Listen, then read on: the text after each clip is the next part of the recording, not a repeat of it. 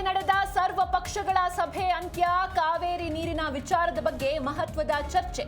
ರೈತರ ಹಿತ ಕಾಯಲು ನಾವು ಬದ್ಧವೆಂದ ವಿಪಕ್ಷಗಳು.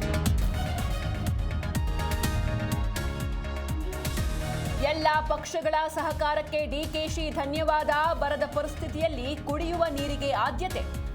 ರಾಜ್ಯದ ಹಿತಕ್ಕಾಗಿ ಹಿರಿಯರ ಸಲಹೆಗೆ ಸ್ವಾಗತ ಎಂದ ಸಿಎಂ. ಕೇರಳದ ಕಣ್ಣೂರಿನಲ್ಲಿ ಭಾರೀ ಪ್ರವಾಹ. 500ಕ್ಕೂ ಹೆಚ್ಚು ಜನರು ಕಾಳಜಿ ಕೇಂದ್ರಕ್ಕೆ ಶಿಫ್ಟ್. 12 ಜಿಲ್ಲೆಗಳಲ್ಲಿ ಆರೆಂಜ್ ಅಲರ್ಟ್ ಘೋಷಣೆ.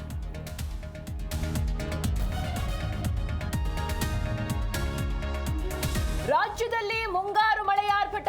ಶಿವಮೊಗ್ಗದಲ್ಲಿ ಗುಡ್ಡ ಕುಸಿದು 3 ದುರ್ಮರಣ. ಸಂತಾಪ ಸೂಚಿಸಿದ ಡಿಸಿಎಂ ಪರಮೇಶ್ವರ್.